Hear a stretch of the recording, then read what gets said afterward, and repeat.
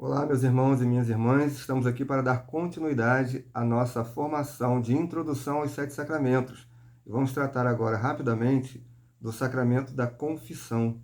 Nós chamamos também de sacramento da penitência ou da reconciliação, tá bom? Então a gente viu desde o início que todo sacramento tem matéria, forma e intenção, né? Então, a gente falou do sacramento da Eucaristia, se eu não me engano. Eu acho que até passou um pouco batido essa questão, né? No caso da Eucaristia é o pão, pão de trigo, né? E o vinho de uva, realmente, que são os elementos sensíveis, né? Os elementos materiais para a validade do sacramento, tá? Além da forma, que são as palavras, né? E da intenção do ministro de realizar aquilo que a igreja realizaria ou aquilo que o próprio Cristo quis realizar ao instituir tal sacramento. No sacramento da penitência, a gente não tem um elemento tão palpável como água, óleo, pão e vinho, né? Mas nós temos também a matéria, a forma e a intenção, tá? Então, para o sacramento da reconciliação ou da penitência, a gente tem uma matéria remota, uma matéria que não está necessariamente presente ali, né, no ato da confissão, né, mas que você já precisa é, ter em sua consciência, presente na sua consciência, que são os pecados, ou todo pecado mortal cometido após o sacramento do batismo, né?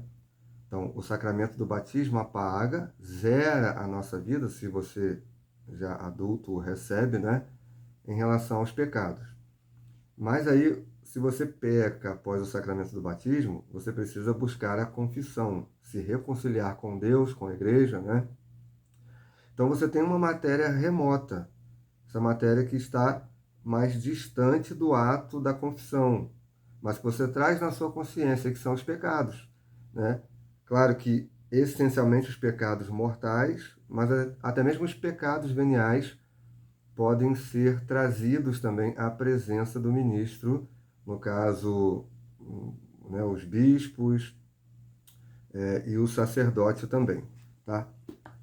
Rapidamente aqui, repassando, na Bíblia, tá? Na Bíblia, a gente vai encontrar isso bem claramente em João 20, 22 a 23. João 20, do 22 ao 23, quando Jesus, então, reunido com os seus 12 apóstolos, no caso ali 11, né, porque Judas já tinha se suicidado, os 11 apóstolos, vai dizer, ó, aqueles a quem perdoardes os pecados, estes serão perdoados, aqueles que vós retiverdes, estes serão retidos, né?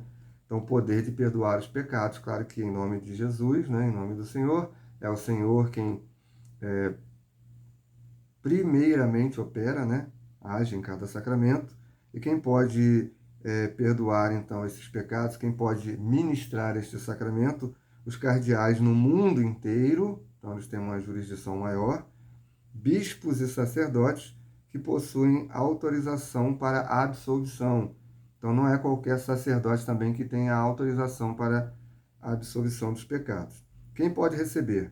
Toda pessoa católica que se arrepende do seu pecado, confessa plenamente os pecados graves e demonstra a disposição para a satisfação daqueles danos causados pelo seu ato pecaminoso. Então, a matéria remota deste sacramento são os pecados. Então, você precisa ter na sua consciência os seus pecados. Você precisa fazer um exame de consciência, então, para trazer essa matéria remota dentro da sua consciência. Depois, qual é a matéria próxima? A matéria que você precisa apresentar diante do ministro ordenado, diante do ministro autorizado, tá? O Catecismo Amarelo, o Catecismo da Igreja Católica, a partir do número 1400 e pouquinho, já começa a falar disso. Mas principalmente aqui, ó, do número 1450 para frente, ele vai apresentar os atos do penitente, que são a matéria próxima deste sacramento. Então, os atos do penitente diante do ministro são pelo menos esses três, tá? A contrição que é aquela certa dor, né, aquele arrependimento que dói na nossa alma, quando nós então tomamos consciência daquilo que a gente cometeu enquanto pecado, tá? Então, a contrição.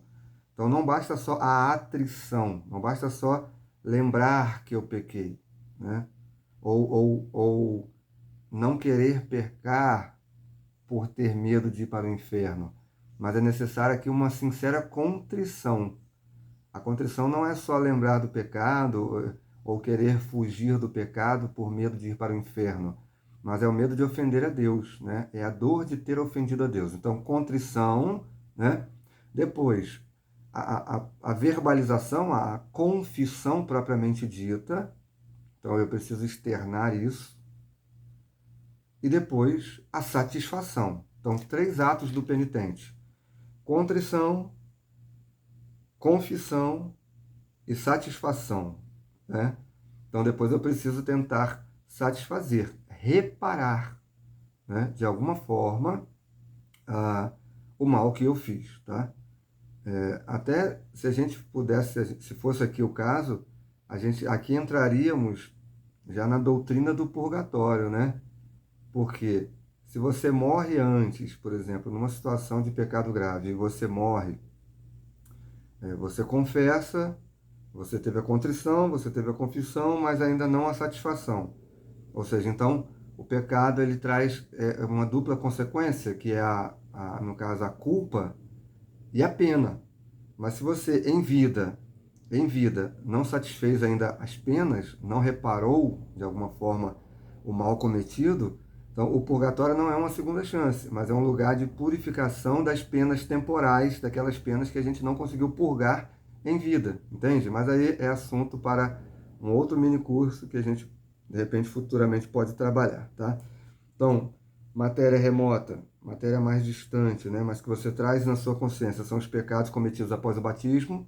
Depois, a matéria próxima, aquilo que você vai de fato trazer na presença do ministro, que é a contrição, a confissão e a satisfação pelo mal cometido, tá? Depois, então, vem a forma, né? Você tem a matéria e a forma. A forma é: eu te absolvo em nome do Pai e do Filho e do Espírito Santo. Amém. Né? Antigamente, a satisfação era feita antes, tá? A penitência tinha que ser feita antes, né? Agora, sei, 100, 200 anos para cá, de um tempo para cá, então, a satisfação, a penitência, ela é feita depois, né? Então, a igreja confiando que a gente vai, de fato, fazer aquilo que o ministro nos indicou, nos orientou a fazer como reparação, como penitência, por causa daquele pecado cometido, daquela falta que a gente cometeu, tá? Então tem que ter pecado, né? Senão não tem matéria. Então o pecado é a matéria né, para que a graça, onde abundou o pecado, superabundou a graça. Então a confissão, o sacramento da reconciliação, não só perdoa os nossos pecados, mas também aumenta, gera em nós uma promócio, né? Uma promoção na graça, um aumento da graça santificante, da graça habitual na nossa alma. Então, não só nos reconcilia com Deus, com a igreja, mas também aumenta a graça em nós e nos fortalece para vencer aquele mesmo pecado. Então, é um passo a mais que a gente dá na graça, né? Então, por isso, muitas vezes a gente traz um pecado venial também diante do ministro ordenado, mesmo quando a gente não se lembra de um pecado grave, mas aqueles pecados veniais que você comete repetidamente, você pode trazer também na presença do ministro ali, né, para que ele,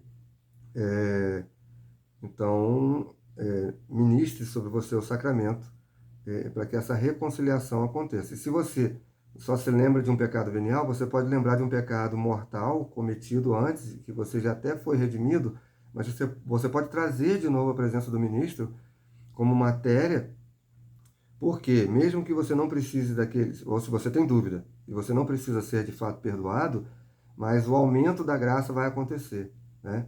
Espero que vocês tenham gostado. Até o próximo vídeo aí. Deus abençoe.